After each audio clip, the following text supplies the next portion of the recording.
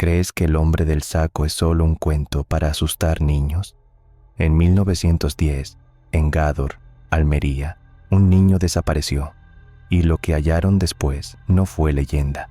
Fue un expediente, un saco manchado y hombres que hablaban de cura. Esta historia tiene fecha, nombres y un final que el pueblo intentó enterrar. Si lo imaginas como mito, estás a punto de escuchar lo que realmente pasó. Entra conmigo, hoy, en Gádor, Almería. El verano de 1910 no se medía en días, sino en tos. El aire era seco, la tierra se abría en grietas finas, y en las casas bajas el polvo se pegaba a la garganta como una segunda enfermedad. La tuberculosis estaba en todas partes, en los pañuelos manchados, en los cuartos cerrados para que no entre el sereno, en las miradas de quienes ya habían visto morir a un hermano. En ese clima, la gente no buscaba médicos, buscaba certezas. Una palabra que sonaba a fe y a desesperación: cura. Y cuando la ciencia no alcanza, el pueblo se llena de atajos. Se empieza con infusiones, con rezos, con promesas a santos.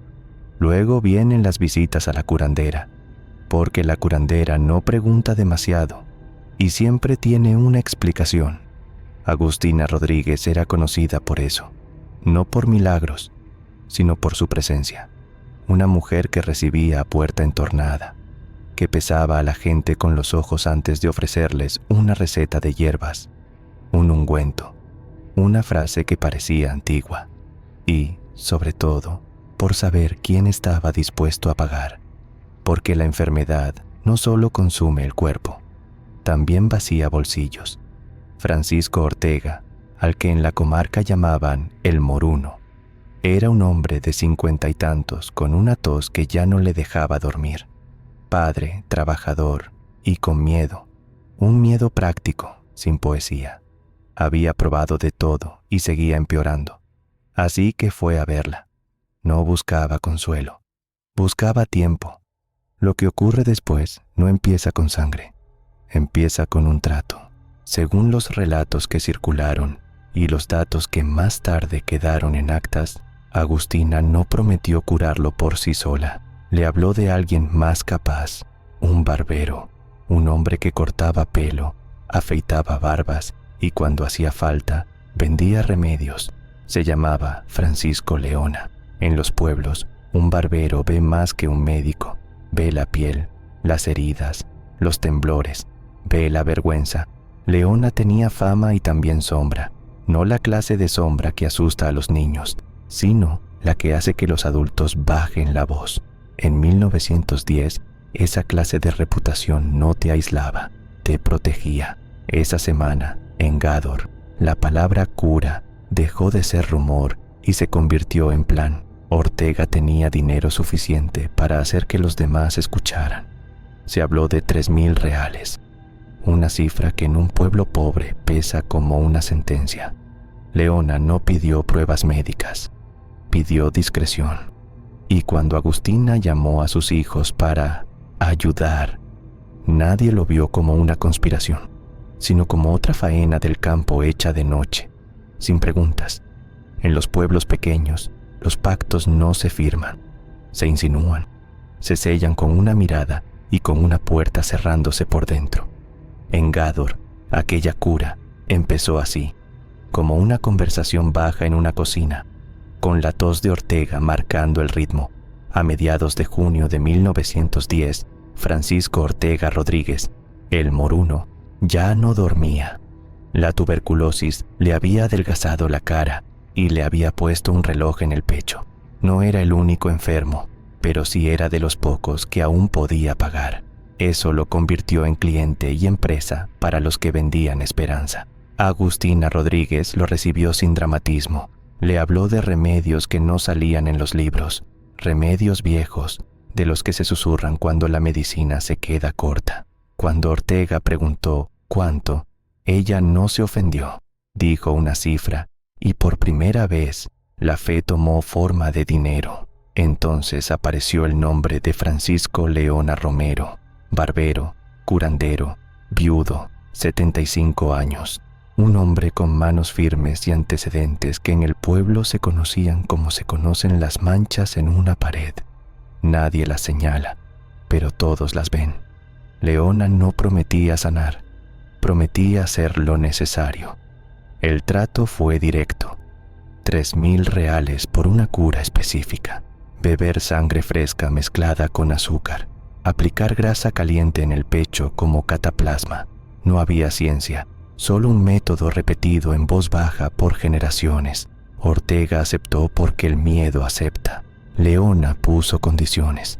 Ningún extraño, ningún testigo, un lugar apartado, una sola noche. Agustina aportó lo que hacía falta sin preguntar demasiado. Sus hijos, Julio Hernández, el tonto, era el más útil precisamente porque no medía consecuencias. Obedecía. José ayudaba a vigilar, a mover mensajes, a cerrar puertas a tiempo. Todo parecía una faena más. En la barbería, entre espuma de afeitar y navajas, Leona añadió el último detalle. El remedio requería un niño, pequeño, sano, fácil de cargar en un saco sin que nadie se acercara. Lo dijeron así, como si hablaran de un cordero. Se habló de un cortijo en Aráoz, lejos de las miradas, donde el ruido se lo traga el campo. También se habló del momento, una tarde cualquiera cuando los niños se dispersan y los adultos miran al suelo. No hacía falta violencia abierta, bastaba un gesto, una mano y el saco, y una excusa sencilla, ya. Y lo peor fue esto: nadie tuvo que convencer al pueblo de que callara. La gente ya sabía cómo se sobrevive en un sitio donde todos se conocen. Mirar a otro lado también es una costumbre. El niño se llamaba Bernardo González Parra. En el pueblo era solo el chico de la calle, uno más que corría descalzo cuando el calor apretaba y que sabía esquivar a los burros y a las carretas sin pensarlo. Aquella tarde, el 28 de junio, el sol caía a plomo y el aire olía a cal y a sudor viejo. Bernardo salió de casa con una moneda en la mano, encargado de un recado simple: comprar algo en la tienda y volver antes de que su madre se impacientara. No había nada especial en su camino. Pasó por la plaza. Escuchó a un hombre discutir por el precio del pan. Vio a dos mujeres abanicar la sombra de un portal. Los adultos no miraban a los niños, no de verdad. Solo contaban cabezas cuando faltaba alguno. Bernardo dobló por una calle estrecha y entonces apareció Leona, sentado como si esperara a alguien, con la calma de quien pertenece al sitio. No le habló como un extraño, lo llamó por un apodo, le prometió una moneda mejor, una naranja, cualquier cosa que sonara a premio. A unos pasos, Julio sostenía un saco de arpillera doblado, limpio por fuera, como si fuese para grano. Bernardo dudó un segundo, lo justo para mirar hacia atrás. Nadie lo estaba mirando. La calle seguía con su ruido normal. El primer contacto fue rápido y seco. Una mano que tapa la boca, otra que aprieta los brazos contra el pecho. No hubo grito largo, solo un golpe de aire. Lo metieron en el saco con una destreza ensayada y lo cargaron entre dos como se carga un animal pequeño. Julio caminó delante, Leona detrás, sin correr. Si corres, llamas la atención. Si andas despacio, eres parte del paisaje. Cruzaron el borde del pueblo por un camino de tierra. Las chicharras cubrían cualquier sonido. A lo lejos, un perro ladró y luego se cayó. El saco se movía, golpeaba contra una pierna, y cada sacudida era una vida intentando respirar. Ninguno habló, solo siguieron hacia el cortijo, donde el campo se vuelve silencio, y nadie pregunta qué llevas si lo llevas bien sujeto.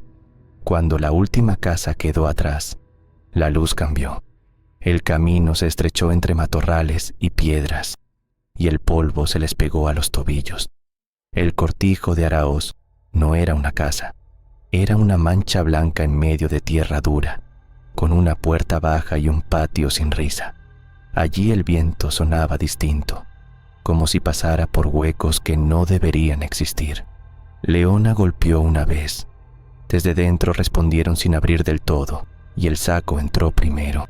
Bernardo dejó de moverse un ratito muy agotado, y el olor a aceite rancio llenó el aire de golpe. Dentro del cortijo el aire era más frío que afuera, como si la cal de las paredes guardara la noche aunque fuese pleno día. Olía a grasa vieja, a humo apagado y a tierra húmeda. La puerta se cerró y el sonido fue pequeño, pero definitivo. Cuando abrieron el saco, Bernardo no salió. Lo volcaron. Cayó de lado sobre el suelo, raspándose la mejilla, y lo primero que vio fue un barreño de metal, una cuerda y la sombra de un hombre que no se apresuraba. Francisco Leona se agachó a su altura y no gritó. Habló bajo, casi didáctico, como si intentara que el niño entendiera que aquello era necesario. Julio sujetó los tobillos. Otro hombre le inmovilizó los brazos. Bernardo forcejeó con una fuerza breve, desesperada, que en un niño se agota rápido cuando el aire falta. En la esquina, a Agustina miraba sin parpadear, murmurando palabras sueltas que no eran rezos completos, más bien excusas. Leona sacó una navaja envuelta en un paño, la limpió con calma, como en la barbería, y acercó el filo al brazo del niño. Bernardo intentó girar la cabeza, morder, zafarse. Le apretaron la mandíbula y la lengua se le pegó al paladar por el miedo. El corte fue rápido, no profundo, pero suficiente. La sangre cayó al barreño con un sonido líquido, repetido, y el metal amplificó cada gota como si el cuarto estuviera vacío. «Azúcar», dijo alguien. Una cucharada se disolvió, removida con un dedo. La mezcla se volvió espesa, dulce, obscena. Leona la probó apenas, como quien comprueba la temperatura de una sopa, y asintió. Bernardo lloraba ya sin voz, con un hilo de aire que se rompía en el pecho. Lo dejaron sangrar hasta que su piel perdió color, hasta que sus dedos dejaron de arañar el suelo. Cuando el niño empezó a quedarse quieto, el cortijo se llenó de un silencio incómodo. Nadie celebró. No era un rito triunfal, era un trabajo sucio. Leona limpió el filo otra vez y miró hacia la puerta del patio, como esperando a que el mundo lo interrumpiera. Nadie vino. En una mesa ardía una vela corta. La cera caía en hilos lentos. El humo del pabilo pegaba el olor a metal en la garganta. Julio se frotó las manos en el pantalón, nervioso, y Agustina por fin tocó la frente del niño con 2 dedos y retiró la mano como si quemara. «Aún», murmuró. Leona ordenó llevarlo al cuarto interior, más oscuro, con una ventana al corral. Lo arrastraron dejando una línea húmeda en el polvo. Afuera, el sol seguía igual, las chicharras cantaban y nadie vino. El silencio dentro del cortijo sonaba a sentencia. No ocurrió una persecución, no hubo un grito que alertara al pueblo. En Gádor, lo que mata primero es la normalidad. Mientras el cortijo se quedaba atrás, Leona caminó como si volviera de un trabajo cualquiera, con el barreño cubierto por un saco y el azúcar envuelto en papel. Julio empujaba la carretilla vacía. Nadie les preguntó nada porque nadie quería oír la respuesta. Francisco Ortega esperaba en una habitación cerrada, con una manta en los hombros, aunque fuera junio. Tenía la piel pegada al hueso y los ojos húmedos de fiebre. Cuando escuchó pasos en el pasillo, no sonrió, solo tragó saliva. Agustina entró primero, como si trajera un caldo. Detrás, Leona dejó el barreño sobre la mesa. El metal sonó seco. Ortega miró el contenido y apartó la vista un segundo, como si su cuerpo reconociera algo que su mente no quería nombrar. «Azúcar», dijo Leona, y lo removió despacio. La sangre fresca no se bebía como un remedio, se bebía como una decisión. Ortega tomó el vaso con manos temblorosas. La mezcla era oscura, densa, dulzona. Se la llevó a los labios y bebió 2 tragos seguidos para no pensar. Tosió, volvió a beber. En cada pausa miraba el suelo. Leona observaba en silencio, midiendo el efecto, no en la salud, sino en la obediencia. Luego vino la grasa, no como mito, sino como materia. un paquete envuelto en tela, calentado al fuego y extendido sobre el pecho del enfermo como si fuera una cataplasma. Agustina lo aplicó con cuidado, casi con ternura. Ortega cerró los ojos. Durante un instante parecía aliviarse, no porque sanara, sino porque creer duele menos que aceptar. Fuera, el pueblo seguía. Un burro rebuznó. Un niño corrió detrás de una pelota. En una casa, una madre llamó a Bernardo para cenar y nadie respondió. Esa es la parte que siempre se olvida. El crimen no llega con música, llega con rutinas rotas. Cuando terminaron, Leona se lavó las manos en un cuenco y se secó con un paño limpio. No había sangre en su cara, no había histeria, solo una economía fría. Ortega pagó o prometió pagar, y todos entendieron lo mismo sin decirlo. Lo que acababa de pasar debía quedar enterrado, como si la tierra pudiera guardar también la culpa. Antes de irse, Leona dejó una frase simple: si alguien pregunta, fue un cordero para grasa. Agustina asintió. Julio no miró a Ortega. En la calle, el atardecer caía y el polvo olía a pan recién hecho. Solo en el patio del cortijo, un saco vacío se quedaba colgado, goteando en silencio. Y nadie quiso saber más ni mañana. La primera noche la madre de Bernardo no gritó como en los cuentos. Al principio creyó que el niño se había entretenido, que andaría con otros críos jugando a esconderse entre las eras. Esperó en el umbral, con las manos en el delantal, mirando la calle vacía. Cuando el sol cayó y el aire se enfrió, fue casa por casa preguntando sin acusar a nadie, como si pedir ayuda pudiera ofender al pueblo. Nadie había visto nada, o eso decían. Se habrá ido al río, se habrá dormido en un pajar. Las respuestas eran rápidas, demasiado pulidas, como frases que la gente se pasa de boca en boca para no quedarse en silencio. A medianoche ya no era un retraso, era una ausencia, y la ausencia, en un lugar pequeño, hace ruido aunque nadie levante la voz. A la mañana siguiente, el recado se convirtió en búsqueda. Un grupo salió por los caminos con linternas apagadas, porque la vergüenza también se lleva en la mano. Se llamaba al niño y solo respondían los perros.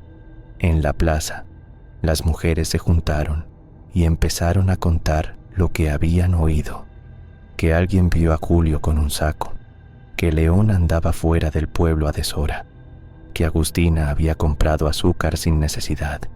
Cada rumor parecía insignificante, pero juntos formaban una sombra con forma de plan. El primer error fue humano. Alguien exigió más dinero, o más silencio, o ambas cosas.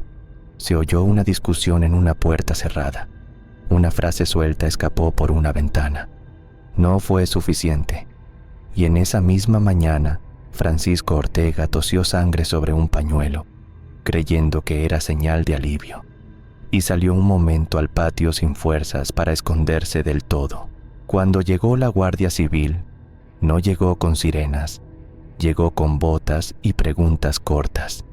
Preguntaron por Bernardo como se pregunta por un animal perdido, sin dramatizar, esperando que la gente se delatara sola. Miraron las manos, los ojos, los titubeos. En Gádor, el miedo no estaba en las caras, estaba en las pausas entre una respuesta y otra.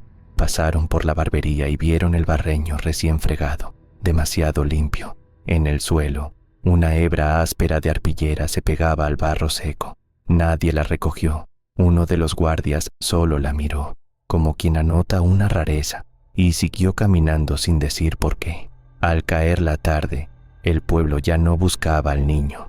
Buscaba una explicación que no lo manchara a él. Y aún así, en una esquina, alguien señaló hacia el camino de Araoz y bajó la voz hasta casi borrarla. El polvo seguía igual, pero algo en la calle ya no encajaba. La Guardia Civil no buscaba monstruos, buscaba errores. Y en un pueblo como Gádor, el error siempre es humano. Un pago atrasado, una lengua suelta, una huella donde no debería haberla. El sargento llegó con 2 números en la libreta. 28 de junio, el día en que Bernardo fue visto por última vez. Y Aráoz, el camino que más se repetía en los murmullos. No preguntó quién, preguntó por qué. Porque cuando un niño desaparece, las coartadas empiezan a sonar iguales. Primero revisaron lo obvio: la tienda, la barbería, la casa de Agustina, puertas, manos, miradas. Todo el mundo hablaba demasiado o demasiado poco. Un vecino juró que vio un saco, otro dijo que era harina, un tercero dijo que no era asunto suyo. El sargento anotó cada contradicción como quien cuenta monedas. Luego, sin anunciarlo, tomaron el camino de Aráoz. No iban corriendo, iban en silencio, con el polvo pegándoseles a las botas y el sol castigando la nuca. En el cortijo, la puerta estaba cerrada, pero no era una casa viva. No había perros, no había humo, no había voces, solo ese tipo de quietud que no parece natural. Dentro, encontraron el primer detalle que no encajaba con una faena normal. Un barreño mal escondido, limpiado con prisa, con un olor metálico que el agua no quita. En el suelo, fibras de arpillera. En un rincón, azúcar derramada, como si alguien la hubiera volcado con manos temblorosas. No era prueba completa, pero era una dirección. De vuelta al pueblo, los guardias separaron a los nombres que ya flotaban en el aire. A Leona lo llamaron primero. Un barbero no se niega a responder. Aprende a mirar fijo y hablar despacio. Dijo que no sabía nada, que la gente inventa, que a su edad ya no anda por cortijos, pero sus manos, esas manos, tenían cortes recientes. Agustina insistió en rezos y excusas. Julio sonreía sin entender del todo. Y Ortega tosía, pálido, con el pecho vendado como si hubiese sido una quemadura. Cuando el sargento le preguntó por qué olía a grasa rancia, Ortega bajó la cabeza y no contestó. Solo tragó saliva y miró la pared. Esa tarde la plaza se quedó sin conversación. Desde balcones y portales, todos miraban sin mirar. El sargento preguntó por dinero y por la cifra que ya era un rumor fijo: 3.000 reales. Leona lo negó, pero en su mesa hallaron una navaja envuelta en tela, guardada con un cuidado que no parecía de trabajo. Al anochecer, el parte fue claro: sospecha de secuestro. Y Aráoz, subrayado. En Gádor, esa noche, el silencio ya no calmaba. La presión no vino con golpes, vino con silencio y con tiempo. La Guardia Civil empezó a separar a los implicados como se separa lana mojada, despacio sin romperla, esperando que el peso del agua la delate sola. Primero fue Julio. En una silla dura, con el sombrero entre las manos, miraba a los guardias como si fueran maestros. Le preguntaron por el saco, por el camino, por Aráoz. Dijo, no sé, 3 veces, y, a la cuarta, soltó algo que no debía, que el saco olía a sudor y a azúcar. Nadie le había hablado de azúcar. El sargento no reaccionó, solo anotó. Luego fue Agustina. Quiso cubrirlo todo con santiguarse.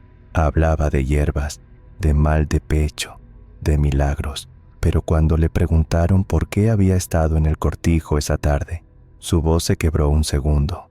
Bastó. Un guardia le mostró la fibra de arpillera encontrada en el suelo. Esto estaba allí. Agustina tragó saliva. Dijo el nombre de Leona como si lo escupiera para salvarse. Leona aguantó más. Tenía oficio para mentir sin mover la cara. Soy barbero, corto pelo, no hago daño. Pero su versión cambió en detalles mínimos. La hora, el camino, quién estaba con quién. Los guardias no buscaban una gran confesión, buscaban esas grietas.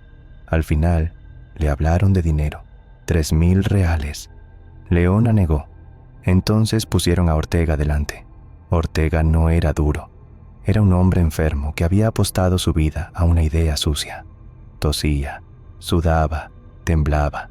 Cuando vio a Leona, apartó la mirada, y esa mirada fue la cuerda. El sargento le dijo, si no hablas tú, hablarán ellos. y te dejarán solo.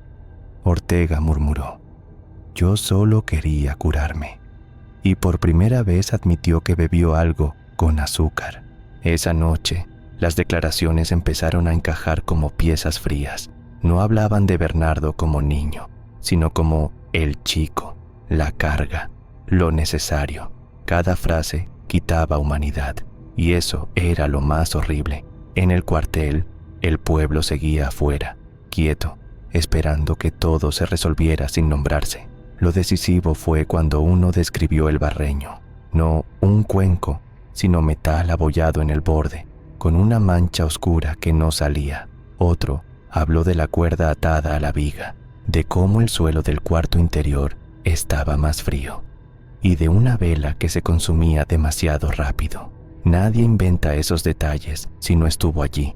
El sargento dejó que se contradijeran, y en esa pelea por culpas apareció la verdad, el camino exacto, la puerta exacta, la esquina exacta del patio, donde el silencio pesaba más, como una piedra sobre el pecho. Cuando la Guardia Civil salió del cuartel con los detenidos, Gádor no aplaudió ni gritó, solo miró. Las ventanas estaban medio cerradas, las cortinas apenas corridas, como si el pueblo quisiera ver sin quedar registrado. A Leona lo sacaron con paso corto, la barbilla alta. Agustina iba con la boca apretada, mirando al suelo.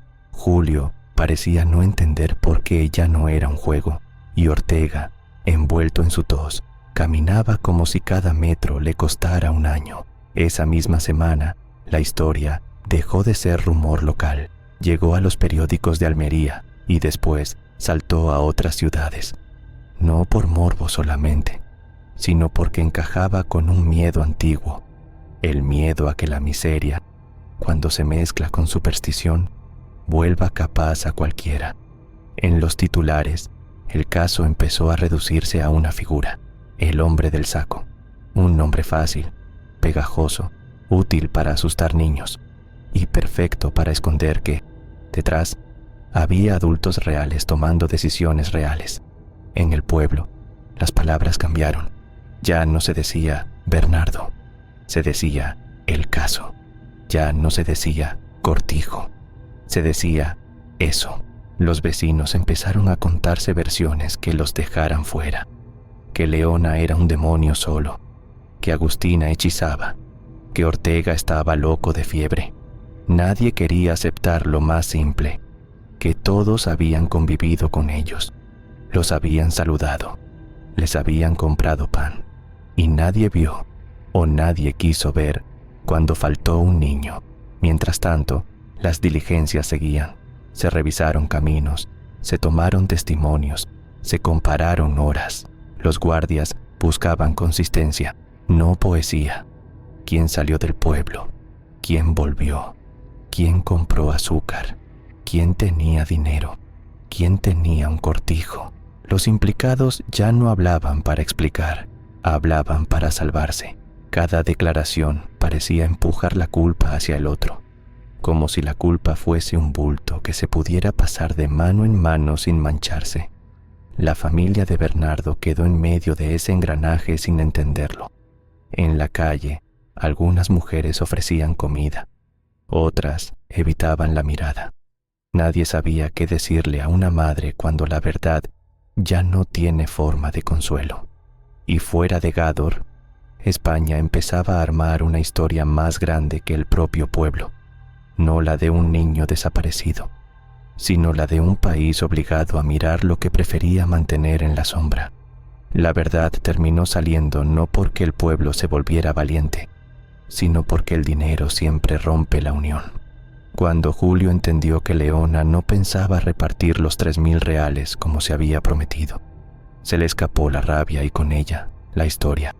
No fue compasión, fue despecho, y ese detalle, frío y humano, es el que convierte a Gádor en algo peor que una leyenda, un crimen perfectamente posible.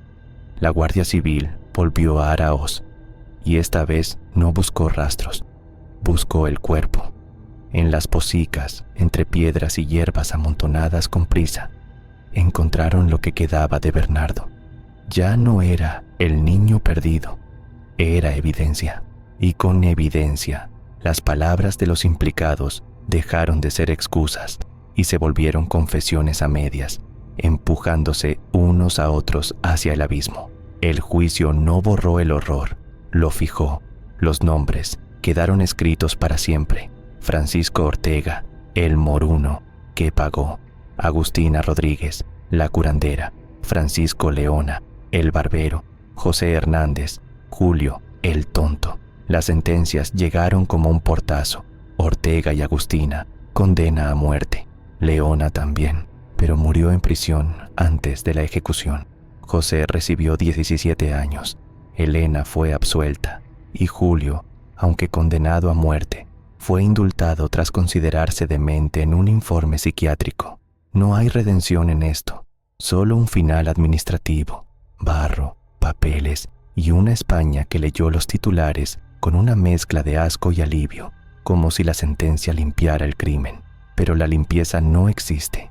La madre no recuperó una tarde normal. El pueblo no recuperó la confianza. Y cada vez que alguien, años después, amenazó a un niño con que viene el hombre del saco, en realidad estaba repitiendo un nombre que nació de un expediente y de una tumba mal tapada.